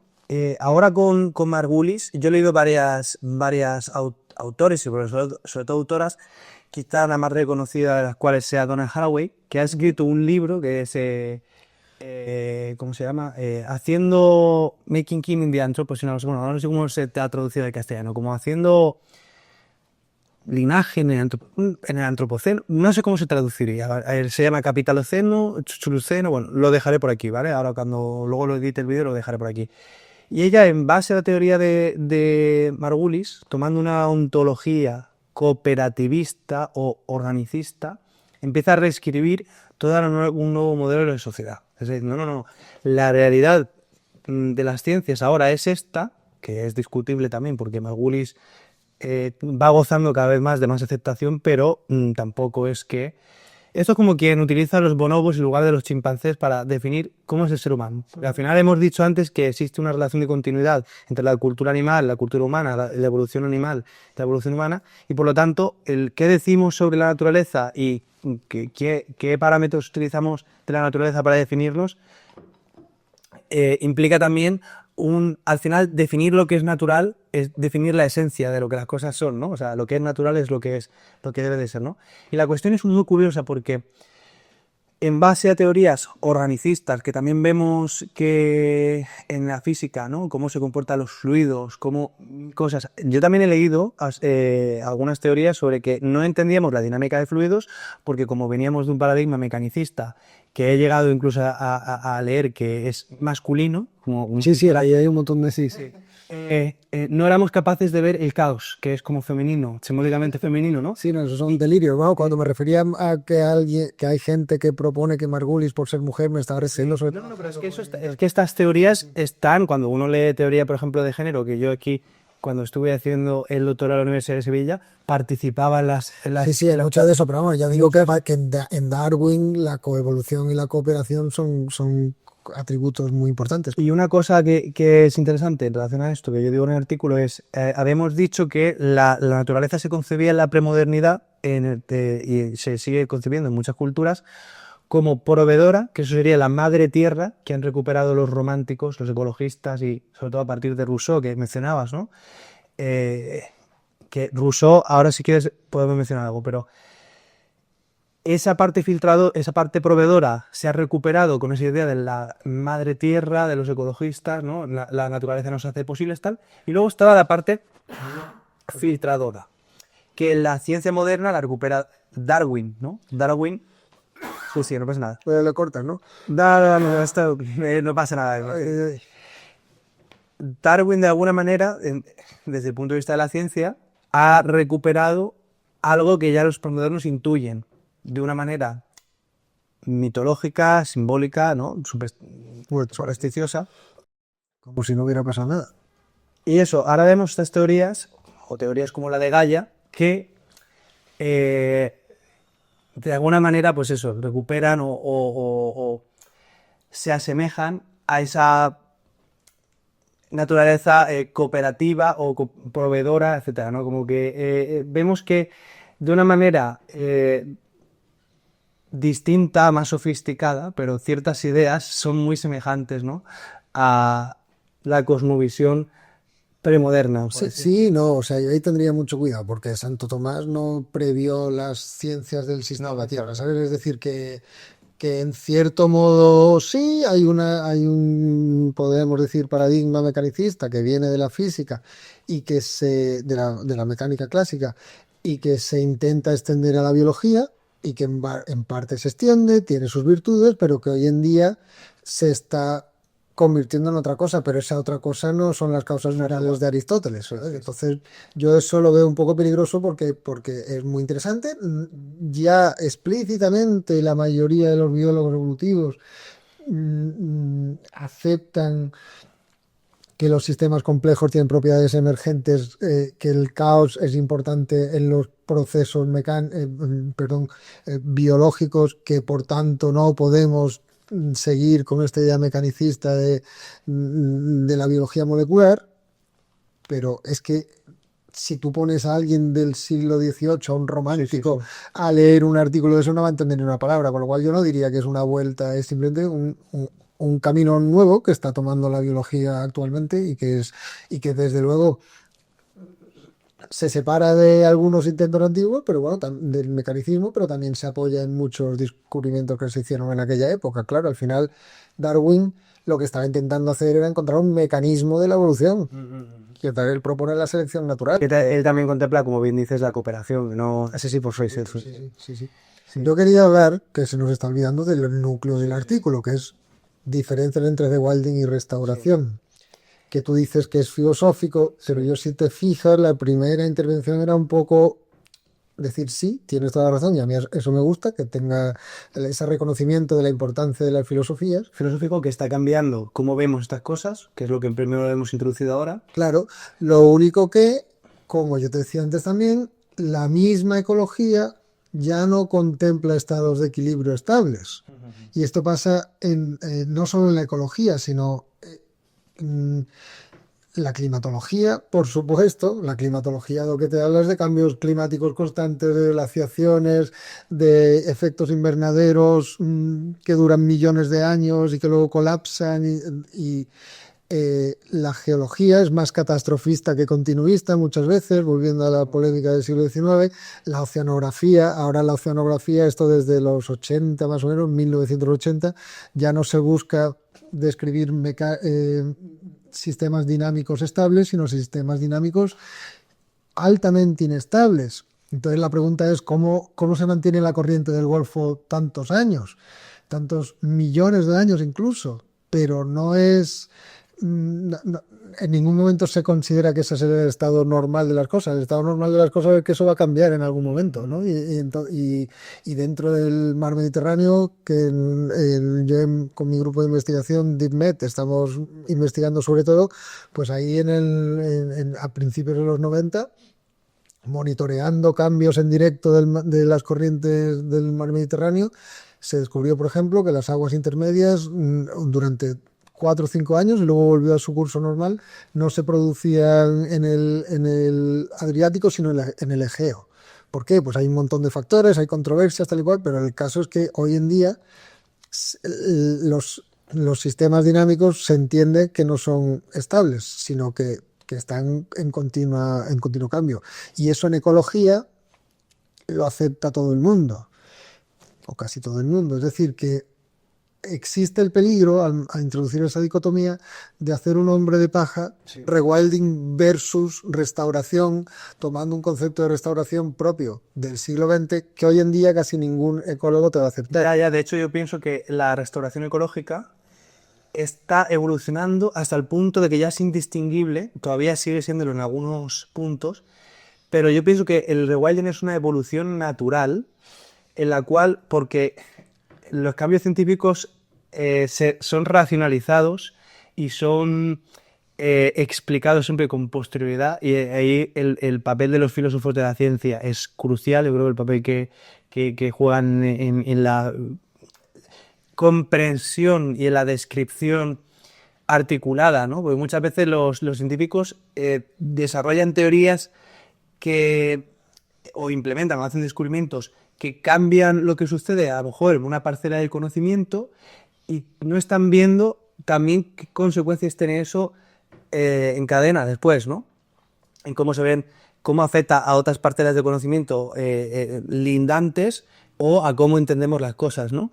Y claro, efectivamente, todos esos cambios en la ecología se han ido sucediendo durante este último siglo, y se ha ido transformando muchas teorías. Por ejemplo, la teoría del equilibrio ecológico ha sido sustituida por el tema de los metaequilibrios. La naturaleza está en un equilibrio dinámico en el cual efectivamente se procura lo que yo he llamado, además cada vez se dice más en ecología, pero es un término que también yo creo que viene de las humanidades, lo del orden espontáneo, ¿no? Creo que viene sobre todo de la teoría liberal. Se habla mucho en teoría liberal del orden espontáneo del mercado, ¿no? Pero ese orden espontáneo en la naturaleza es observado, a día de hoy cada vez se usa más. Has hablado de las corrientes marinas, ¿no? ¿Cómo es posible que las corrientes marinas mantengan una regularidad durante millones de años, ¿no? Cuando en principio una dinámica de fluidos se rige por la teoría del caos, y cualquier condicionante podría desencadenar, en principio, bueno, pues hay una serie de factores. Leímos un libro de filosofía de cambio climático que era de...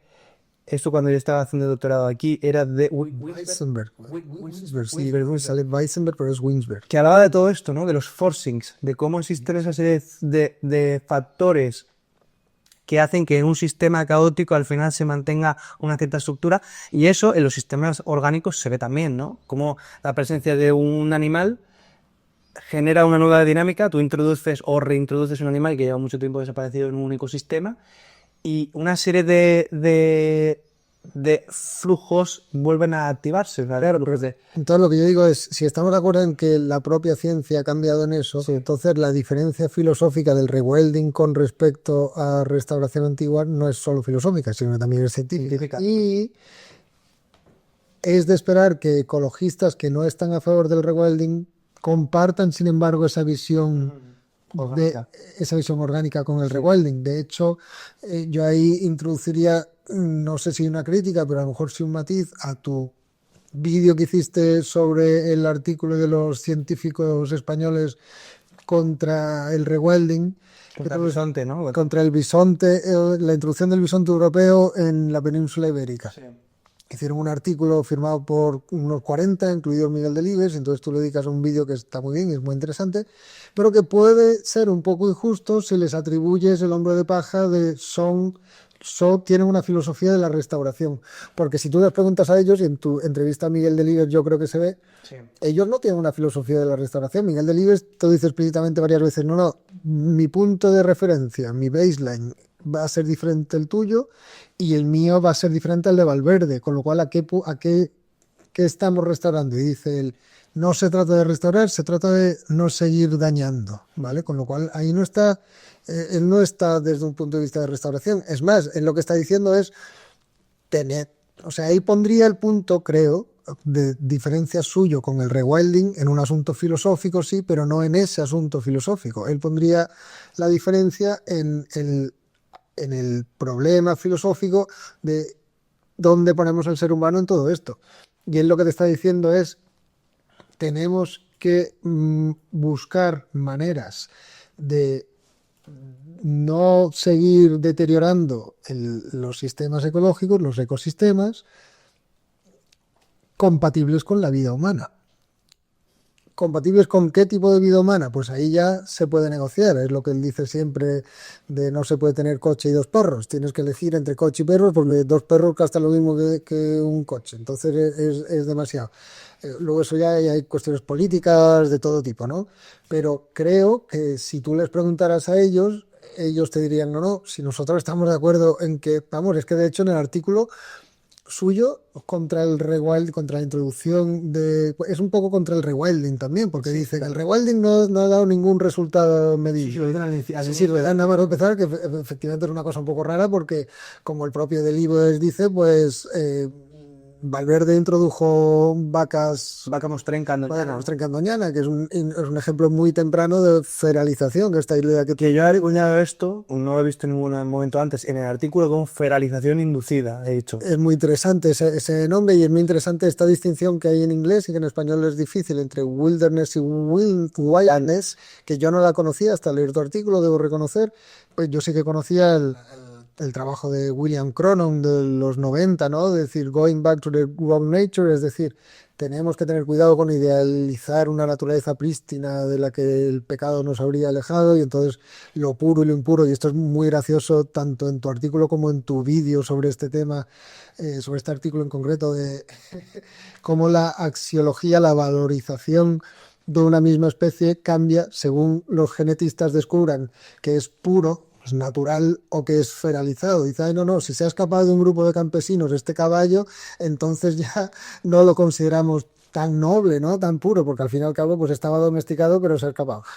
Ahora vamos a hablar de eso en detenimiento. Eso es interesantísimo, o sea, que ese tipo de valorizaciones tienen mucho interés, pero lo que yo digo es que sería un poco injusto atribuir una filosofía pre-ecológica, predinámica, pre-meta-equilibrio a los ecólogos que no están de acuerdo en esto. Siendo que yo parto de que ese artículo fue un poco raro, porque ¿para qué tú gastas tantas energías de 40 científicos para criticar el rewilding, que al final es un movimiento bastante minoritario y que tampoco tiene que ser incompatible con otros movimientos? Y yo te quería preguntar sobre eso, porque en tu artículo hablas de la restauración, y en tus vídeos también, pero hablas menos, que yo sepa, de lo que se llama la agricultura y ganadería regenerativa.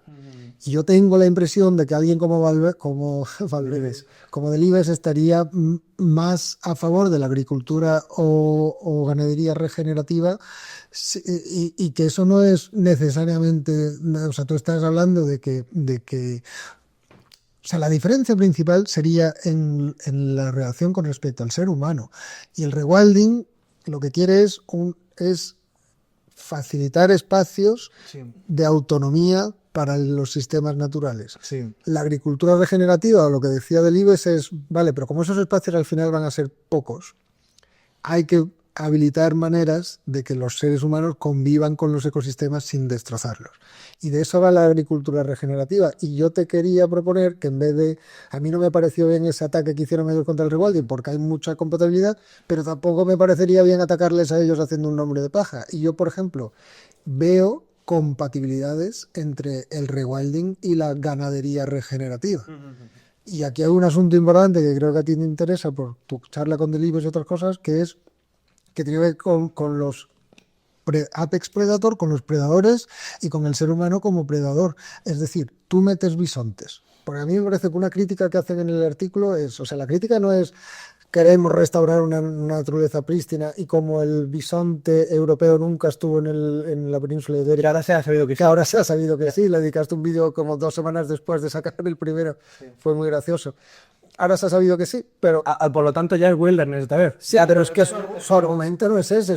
Uno de esos argumentos es ese, pero su argumento fuerte es: dejaran de estar aquí los bisontes esteparios cuando cambió el clima a finales del Pleistoceno, es decir, antropológicamente o arqueológicamente, a finales del Paleolítico, con el Neolítico, que ahí hay esta discusión que tú también refieres de si fue el clima o fueron los seres humanos los que los extinguieron, pero ellos lo que dicen es dudoso que en un clima como el nuestro, mucho más caliente que el anterior y con visos de calentarse más, tenga sentido introducir a esta especie de herbívoro que viene de otro, ya norte de Europa y de otro clima. La cuestión es que el bisonte estepario efectivamente desaparece porque desaparece su ecosistema, pero el bisonte europeo está adaptado a los ecosistemas presentes hoy en la península ibérica. Sí, El europeo. Lo que pasa es que ellos decían que no estaba. Dijeron, lo que dice el artículo suyo es, el europeo nunca estuvo el estepario desapareció por cambio climático, pero ahora sabemos que el europeo sí estuvo, entonces sí, ya se complica mucho. claro, o sea, ni tú ni yo somos ecólogos, ahí habría que entrar en muchas cosas. Yo lo que digo es que sería un poco erróneo o hombre de paja atribuirles que su argumento es el de la Claro, entiendo lo que dices. O sea, tiene argumentos ecológicos más discutibles, no. Por ejemplo, dicen, no, es que el estepario era de pasto y el bisonte europeo es más de bosque y en España, en la península ibérica ya tenemos ciervos para los bosques. Sí, pero el gran herbívoro ya existe. Y el bisonte europeo, dicen ellos también, no está tan claro que sea presa fácil para los lobos. ya. Porque pueden ir a por los cachorros, pero lo tienen jodido. Igual que el toro, ¿no? Un lobo o una vaca. Lo consiguen, pero... Sí, puede comerse a los carneros, puede tal, pero cuesta. Y dice, y prioritariamente la presa del lobo no va a ser esa. Con lo cual, y sí que va a ser el corzo o el ciervo, con lo cual tiene más sentido en la península ibérica esto. Yo no lo sé. Yo lo que digo es que sería erróneo atribuirles una perspectiva filosófica que no tiene. O sea, yo no considero que a día de hoy, salvo que haya alguna persona de la viejísima guardia, a lo mejor que tenga... Que sí que siga manteniendo ciertos prejuicios que yo llamaría como mecanicistas, por así decirlo. No digo que la mayor parte de las personas que están contra el rewilding piensen así. Y de hecho yo pienso, por el tema, como decía al principio, que alguna de las dos categorías va a desaparecer en los próximos 15 o 20 años. O restauración ecológica o rewilding. Porque realmente, como digo, el corpus de la ecología sí, es exactamente idéntico. O sea, y ahí pongo el ejemplo que decías del caballo, ¿no? Hasta el año 2017, creo que es el 2019, pensábamos que el caballo Taki, el Przewalski, mucha gente lo conoce así, Taki es el nombre original de los mongoles, de ahí de las estepas de Asia, era la única raza de caballo que nunca había sido domesticada. Por lo tanto, era puro en términos de naturaleza, como la naturaleza, como aquello intocado, ¿no? Ontológicamente distinta del ser humano. Aunque también hay que decir una cosa, el Taki ha sido desde finales del siglo XIX criado en cautividad porque había tan pocos, no sé si finales del XIX o comienzos del XX, por esa fecha, había tan pocos que se crió en cautividad. Y eso también te pone un poco en cuestión si es verdaderamente puro en términos materiales, porque si tú crías y seleccionas para que no haya cruces y forma parte de un programa in situ de como se ha hecho con el lince ibérico, ¿no? Ya dices, ostras, el lince ibérico es un producto totalmente natural, bueno, hasta cierto sentido, ¿no? Pero la cuestión es que el Taki se consideraba el único caballo nunca domesticado, que nunca había sido seleccionado artificialmente.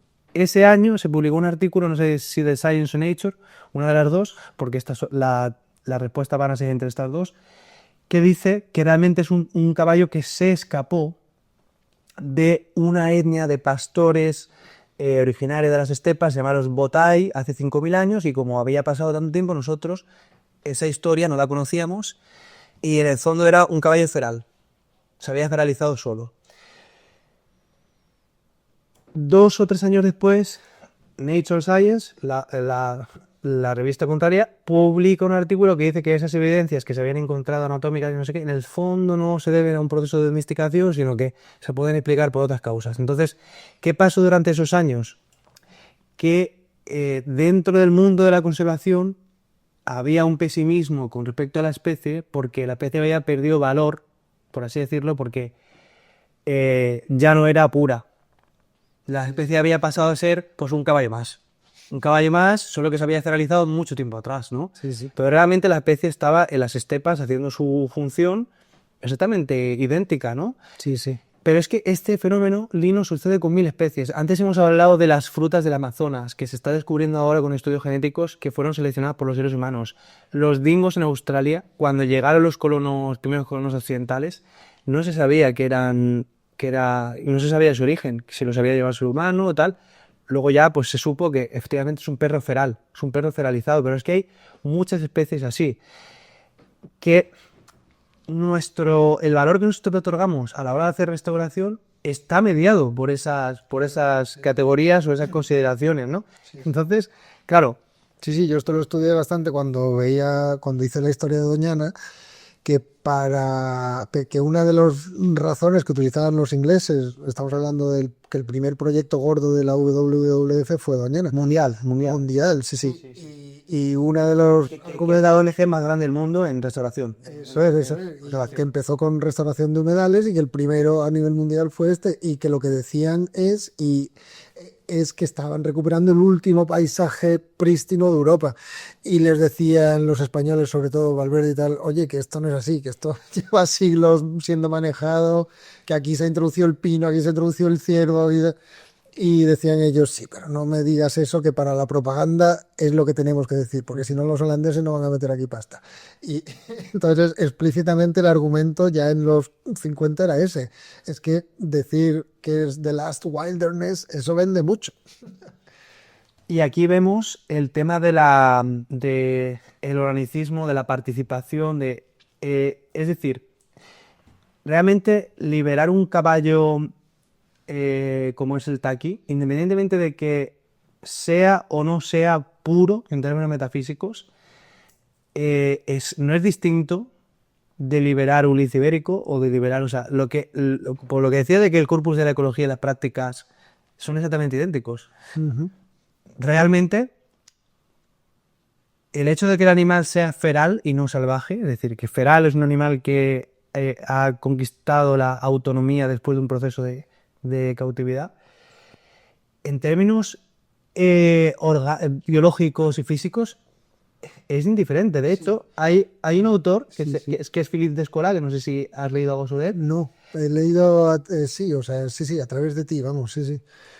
¿Has leído, no? Porque querías decir algo. No he leído a él personalmente, he leído lo que tú dices de él, sí. Pero vamos, que es famoso por eso, por esta idea de que no hay un dualismo entre naturaleza y cultura. Claro, Philippe Descola habla de cómo a través de las diferentes culturas del mundo se caracteriza la naturaleza y cómo, hay un caso muy chulo que yo voy a mencionar en mi tesis, ya está escrito, pero no está publicada, que es cómo los cazadores-recolectores interpretaban el ganado de los colonos. Para ellos, el ganado de los colonos era como un animal más, porque claro, ellos no conocen la propiedad privada de la domesticación, entonces una vaca y un búfalo eran igual, no sé si me estoy explicando, no eran capaces de ver.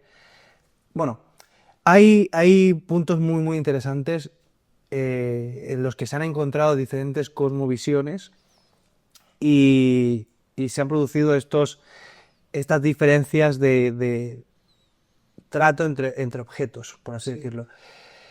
Y la cuestión, para no irnos mucho del hilo, no existe ninguna diferencia sustancial en términos biológicos entre liberar un feral y liberar un animal salvaje. Si a una cosa le otorgamos valor y a otra no, o a otra consideramos que no tiene el mismo valor, eso se debe a una concepción metafísica del animal que está mediada por estas categorías o estas idealizaciones de lo que la naturaleza es, ¿no? No, ahí tienes tu razón, porque yo te decía antes, vamos a intentar, en vez de seguir peleándonos, buscar los puntos en común. Claro, ahí es verdad que, por ejemplo, Delibes te decía, hombre, es que el caballo es doméstico. Entonces, meter más animales domésticos en un mundo donde la biomasa está copada por los animales domésticos y no por los salvajes, va en detrimento de la biodiversidad. Pero a la vez Delibes decía lo que importa es el funcionalismo ecológico. Claro, si tú ahí eres capaz de decirle a Delibes, oye, que hay una función en el ecosistema que solo la cumple el herbívoro. De hecho, Delibes decía, en Galicia los caballos asalvajados, digamos, asilvestrados, tienen, ferales, tienen una función ecológica y yo estoy de acuerdo con mantenerlo. Y él te reconocía, si tú me demuestras que tiene una función ecológica, entonces no tengo ningún problema. Lo que niegan en este artículo es que el bisonte europeo tenga una función ecológica. Pero a la vez Delibes te dice con orgullo que la vaca retuerta la tiene. Y al final, ¿de qué se trata? ¿Cuál es la ventaja del bisonte? Pues es un gran herbívoro. Caballo, vaca, Sí, pero todo. otro Delibes. Oye, y si protegemos al caballo gallego y la población aumenta y se expande, ¿qué te parece? Porque al final, si tú proteges a esa especie y la consideras una especie más del ecosistema, claro, esa especie va a proliferar fuera de Galicia también. Claro, y tiene la función, o sea, el gran argumento de Benigno Varillas y otros, Arzuaga, lo que tienen en Burgos y tal, es, oye, que es que para mantener los ecosistemas y regenerarlos hace falta introducir grandes herbívoros, que antes lo hacía con sus desventajas, la mesta, la ganadería, tal, pero conforme va desapareciendo, ¿qué pasa? Que la ganadería regenerativa, por ejemplo, que se está moviendo mucho ahora mismo, tal y como estamos hablando, hay un congreso ibérico de agricultura y ganadería regenerativa en Mértola, en Portugal. Pues lo que proponen es ganadería extensiva en vez de intensiva, y entonces proponen la España vaciada, pues ir recuperándola poco a poco a través de ganaderos. ¿Qué pasa? Que el rewilding es a favor de eso. Claro, y rewilding más o menos dice lo mismo. ¿Qué diferencia hay? Que rewilding insiste en principio en que los sistemas sean autónomos, independientes de la mano del hombre, mientras que la ganadería, por definición, no es autónoma, independiente de la mano del hombre. Y yo creo que si fuera verdad, a ver mi propuesta de unificación, si fuera verdad que el bisonte europeo o estepario, que es más grande todavía, pero ese ya no existe. Sí. Si fuera verdad que el bisonte europeo tiene difícil predador en la península ibérica, podría ser el ser humano su predador, es decir, podría utilizarse el bisonte para carne, y yo creo que Benigno Varillas en alguna ocasión ha dicho que sí, que la caza puede ser. Nuevos Iván, o sea, eso habría que verlo. Pero habría que verlo, pero incluso si pudieran, luego comerlo, tú no podrías decir, oye, vamos a utilizar esto como reclamo turístico. Pues claro, los holandeses y los belgas vendrían aquí encantados a cazarte, igual que vienen a cazar ciervos. Sí. Vendrían encantados, igual que van a cazar elefantes a Botswana, irían encantados a cazar bisontes a España. De modo que... Hay implicaciones también éticas, todo. Exactamente. Hay muchas cosas, y político, económico, claro, con la pero la carne del bisonte, ¿la tiene que aprovechar el lobo solamente o la puede aprovechar el ser humano? Porque si la puede participar el ser humano, tú podrías convencer mucho más fácilmente a Delibes. Tú le estarías diciendo a Delibes, sí, pero el rewilding es lo mismo que la ganadería regenerativa, pero sin un ganadero. O bueno, con un ganadero, porque al final una finca tiene un propietario, pero no hace falta estar pastoreándolo, sino que tú lo dejas ahí y cada año esté en hora de caza. Pero fíjate usted luego lo que pasa con el ciervo, aunque hay zonas en España donde hay lobo, hay más ciervos que lobos y sigue habiendo caza y esa caza se utiliza para la carne. Pues entonces, el rewilding, por definición, tiene que excluir al hombre como predador. No, ¿verdad? No. Bueno, de ahí habrá puristas y menos puristas, sí. Por su cosa. Pero hay una cosa muy curiosa, porque dice Delibes, la biomasa doméstica representa el 94% de los mamíferos. La biomasa de mamíferos de la Tierra, el 94% del peso total de los mamíferos de la Tierra son seres humanos y su ganado, ¿vale?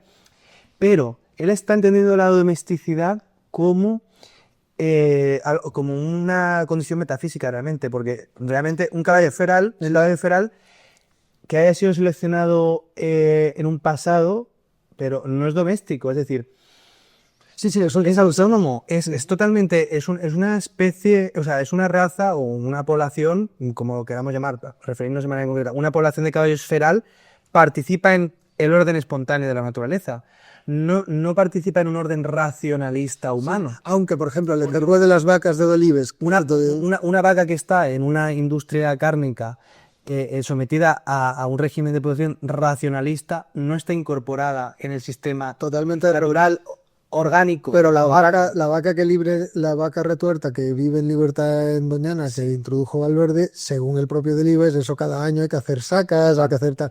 Pero la pobla de huevos niños es en Doñana ya. Claro, claro, sí, sí, las poblaciones de Pero cada eso es luego para mí. Sí, sí, sí, por supuesto, pero a lo mejor es más en zonas donde es difícil que los haya en cantidades o en número suficiente para controlar las poblaciones, ¿por qué no utilizar eso como con el hombre como depredador? ¿Verdad? Es más, y aquí esto le gustará a Benigno, ¿por qué no obligar a los holandeses y a los belgas que vengan a cazar bisontes a España que lo hagan con arco y flecha?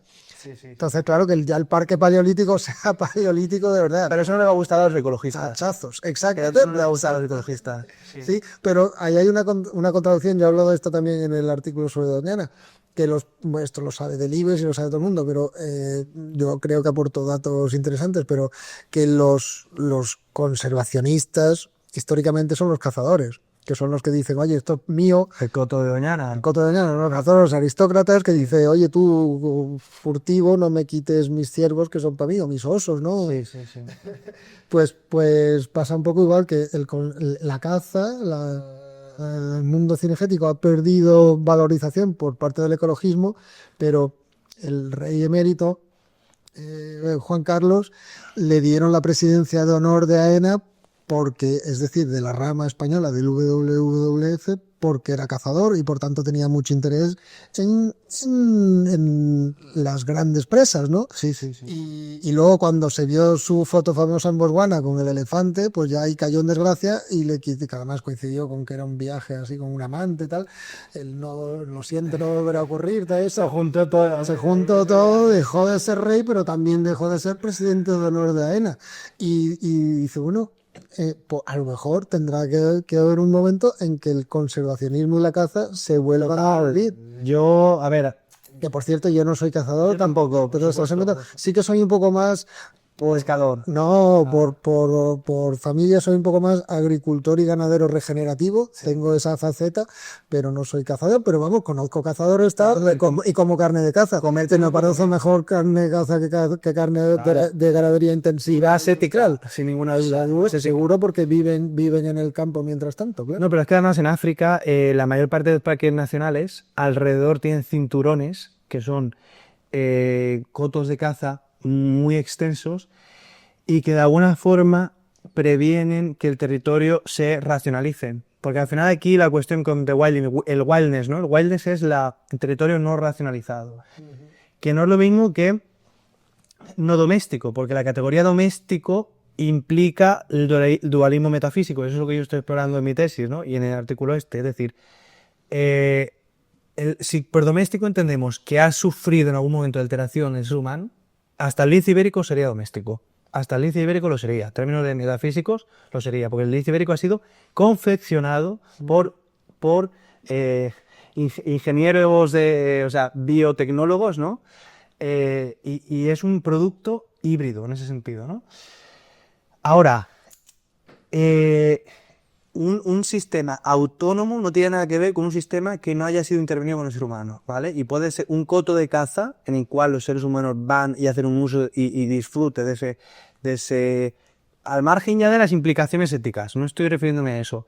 Puede estar perfectamente en un estado de una conservación idóneo, ¿vale? Entonces, los cotos de caza previenen a los territorios circundantes de los parques nacionales, en este caso en África, y podría hacerse lo mismo en Europa, pero habría que cambiar también nuestra ética, habría que cambiar un poco, de que esos territorios sean cultivos o sean otra forma de explotación del territorio racionalizada en el sentido de sometida a los intereses humanos y organizada en base a la maximización de la energía que el territorio puede dar, ¿no?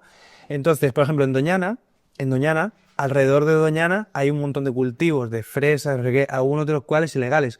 Oye, ¿no sería más inteligente que los alrededores de Doñana, ya que la gente tiene que vivir de algo, fueran cotos de caza grandes, que, vale, a mucha gente no le parecerá bien en términos éticos o lo que sea, pero ¿no sería más inteligente por la conservación de la naturaleza que eso fueran grandes cotos de caza y que el parque, en términos biológicos materiales reales, fuese muchísimo más grande? Porque es que al final...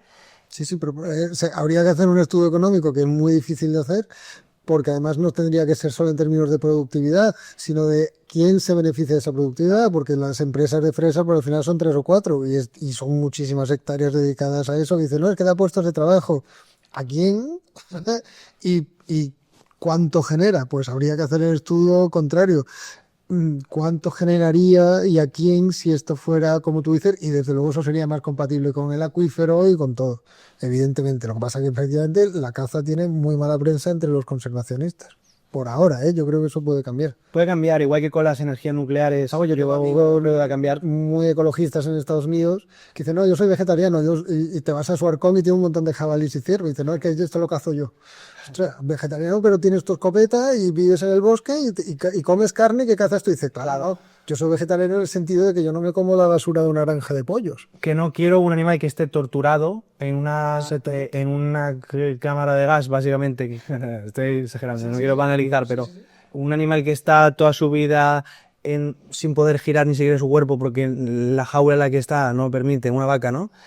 Está en un campo de concentración, básicamente, ¿no? Entonces hay muchos vegetarianos, yo he conocido varios, he conocido que comen carne. Hay que poder permitírselo porque, claro, es menos productiva la Claro, todas estas cosas, igual que el rewilding, ¿no? Al final son modos de gestión, es decir, que es un poco lo que decía del IBEX también, son modos de gestión creíbles a nivel planetario en una humanidad de más de 8.000 millones de personas. Claro, pues seguramente no. Mira, uno de los autores que yo menciono en el artículo es Edward Wilson, que es uno de los padres de rewilding, que tiene miedo a la categoría rewilding, por esto que decíamos, ¿no?, de que al final la ecología evoluciona y a veces la racionalización de los cambios en cualquier disciplina científica llega mucho más tarde y la forma de comprenderlo pues necesita de la filosofía, necesita de la reflexión. Pues él, habiendo fundado todos los principios en los cuales está basado el rewilding, sin embargo, y de hecho él propone que media Tierra tiene que quedarse en un régimen de orden espontáneo, porque dice que para que los ciclos de la naturaleza, del sistema Tierra sean predecibles y autónomos, tienen que funcionar por sí sola. Él, habiendo desarrollado toda esta teoría, que sería el rewilding supremo, es decir, dejar media Tierra en el orden espontáneo natural, sin embargo, no quiere decir la categoría rewilding, ¿no? Pero claro, la cuestión es la siguiente: ¿cómo vamos a dejar el espacio suficiente para que, o sea, cómo cuantificamos y calculamos y encajamos eso en un sistema de participación democrática? Porque claro, media Tierra, España, ¿qué te pones a expropiar? O sea, ya no participación democrática, ya es que geopolíticamente es imposible. Porque a la mínima que una nación no lo haga ya, o sea, que no tiene sentido. No tiene sentido, pues este es el problema de muchas de estas discusiones, que es que hay cosas desde un punto de vista ecológico que tienen sentido que desde un punto de vista político no lo tienen. Y efectivamente, si no nos ponemos de acuerdo en si la OTAN debe existir, en si Ucrania tiene razón, en si Rusia tiene razón, ¿cómo nos vamos a poner de acuerdo en algo así? No nos ponemos de acuerdo en frenar el número de emisiones, porque el nos no existe. En realidad, ¿quiénes somos los que nos tenemos que poner de acuerdo? Por ahí, grupos humanos enfrentados con otros grupos humanos con intereses distintos. Y ahí la ciencia puede informar.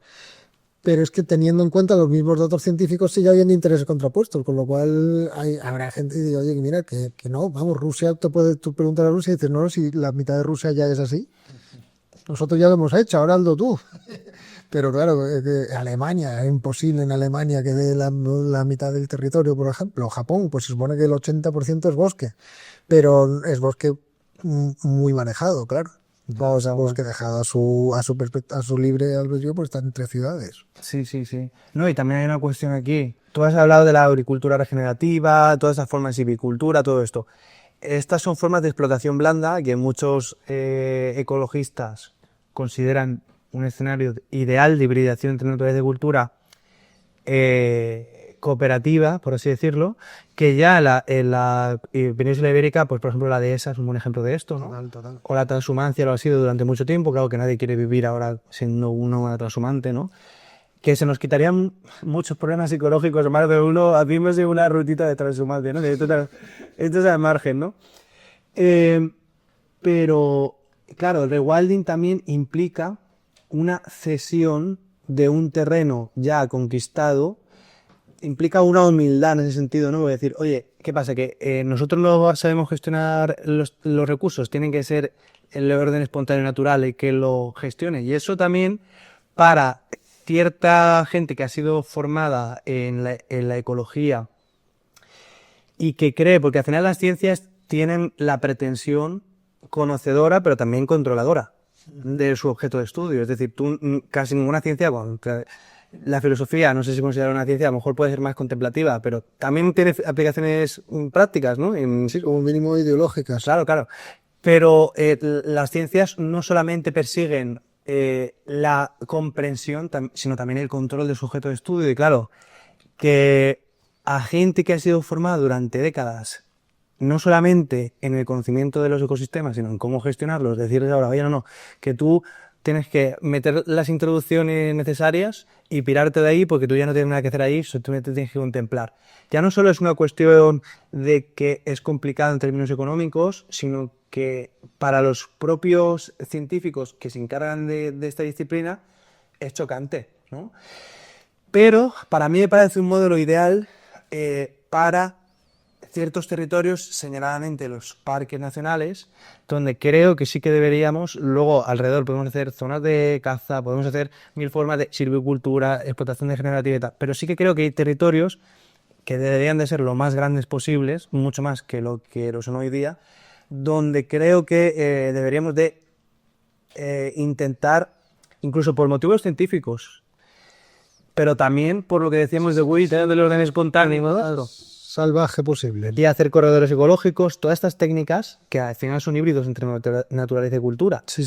Todas estas técnicas rompen con el ideal de naturaleza prístina, prehumana, pero facilitan esa autogestión de la naturaleza que sí que creo que necesitamos. Además, vamos a pensar una cosa. Europa lleva mucho tiempo racionalizada, ¿vale? Pero Europa es minúscula en el total de la superficie terrestre. El resto del mundo ha seguido manteniendo, por mucho que Europa lleve racionalizada siglos, el resto del mundo seguía manteniendo el orden espontáneo de la biosfera y de la atmósfera porque no estaba racionalizado. África no estaba racionalizado, América tampoco, ¿sabes? En Asia algunas partes sí, pero no hay una... O sea, la agricultura intensiva, la implementación masiva de sistemas de regadío, todo eso que ha transformado zonas enteras, pues eso tiene implicaciones. Eso, la naturaleza, como decimos, es un sistema caótico, eso tiene implicaciones en cascada, ¿no? Claro. Cuando lo haces a gran escala, ahí va a haber una alteración necesaria Sí, la revolución verde, vamos, eso es lo que... Y eso ha pasado en el último siglo, realmente, ¿no? Entonces, bueno, si estamos ahora transformando a escala masiva el mundo, quizá en otras zonas que ya estaban también muy transformadas tenemos que hacer el proceso inverso, ¿no? O intentar... Si nos lo pudiéramos permitir, sí, pero ya se verá. Ahora con la situación geopolítica actual, por ejemplo, pues parece que Europa no está en esas, ¿no? Está pues en lo que al final tiene que estar por la competencia entre naciones, en producir y producir. O sea que sigue siendo un lujo estas conversaciones y estas tal, pero un lujo necesario porque la pérdida de biodiversidad, la erosión, la subida de las temperaturas, todo eso también tiene efectos sobre las poblaciones, claro, con lo cual... Son indicadores graves, que no son indicadores caprichosos, ¿no? Sí, no, es un lujo en el sentido de que no está lo primero en las listas de casi ningún país y sobre todo en tiempos de crisis, pero no es una cosa que se deje de lado porque al final los recursos de los que nos alimentamos son esenciales para la supervivencia de cualquier nación, así que no son temas baladís, claro. Y así es como empezó, de hecho, la restauración ecológica. Empezó la primera restauración, yo lo leí esto en un manual de Oxford de Historia Ambiental, se llama conservación dirigista, dirigist conservation, no sé cómo traducirlo en castellano, de conservación dirigista, que se empezaron a dar cuenta de, claro, que se talaba el bosque más rápido de lo que crecía, entonces empezaron a hacer cupos. ¿Cuánta madera te puedes llevar? O que se pescaba más rápido de lo que los caladeros se regeneraban, entonces empezaron a hacer cuotas pesqueras, ¿no? Claro, claro, ese es el origen de la conservación en los bosques Felipe II y la Armada, decir, oye, por eso se supone que el Alcornocal de Cádiz, por ejemplo, se ha preservado desde Ronda hasta Tarifa, porque muchos de los terrenos eran del Estado y aquí no entra nadie. Y lo mismo con los aristócratas y la caza, y lo mismo con las pescas. Hay leyes de pescas de Francia del siglo XVII y XVIII, por ejemplo, que dicen, oye, que de aquí para allá puedes pescar este pescado, o de tamaños, o de tal. Entonces, efectivamente, los grandes tratados internacionales, los primeros ya del siglo XIX, son también de conservación con fines económicos, focas, pájaros, todo ese tipo de cosas. Oye, todo esto me lo tienes que pasar, ¿eh? Todas las fuentes, esto de Felipe II, de Francia y tal, me interesa mucho, ¿eh? Si lo tienes local. Vale, aunque lo de Felipe II te lo dice Delibes en tu Sí, vídeo. dices, sí, Dora. Sí, eso Alberto Celis, que los dos conocemos, tú creo que todavía Cercano. también lo he estudiado un poquito, sí. Sí, sí. Sí, pues no, me interesa mucho. Y pues al final es... Y sobre el Alcornocal hay un documental muy bueno que yo no me acuerdo de quién es, pero está en YouTube, no me acuerdo de quién es, que cuenta también esa historia del Alcornocal y la Armada. Pues muy interesante, ¿eh? Al final llevar esto, implementar esto a escala global, si lo piensas bien. Claro, pero Y luego también esa nueva concepción de los procesos y de esa superación de ciertas categorías que, como hemos dicho, son de carácter metafísico. Todo eso está sucediendo y al final, como digo, la restauración ecológica y el rewilding están convergiendo en lo mismo. Y bueno, ahí estamos filósofos intentando comprender qué pasa y ponerle palabras y en fin. No sé si hay alguna un cosita. placer, Sergio, no, yo creo que no. Terminar con una nota optimista, hay casos de tratados internacionales globales, como por ejemplo el de no proliferación nuclear del 63 y el de la capa de ozono, que yo ese sí que lo viví, exitosos, es decir, que no es imposible hacer algo como lo que tú dices. Pero claro, si eso exige grandes sacrificios, ahí ya en el terreno geopolítico actual van a ser muy difíciles, con lo cual hay un realismo mínimo cuando hablamos de estas cosas, que por eso no hay que descartar ninguna opción y decir, pues yo soy anti-rewilding, yo soy anti-restauración. Bueno, en un país como España pues habrá que ir viendo a ver qué se puede hacer compatibilizando las opciones menos malas.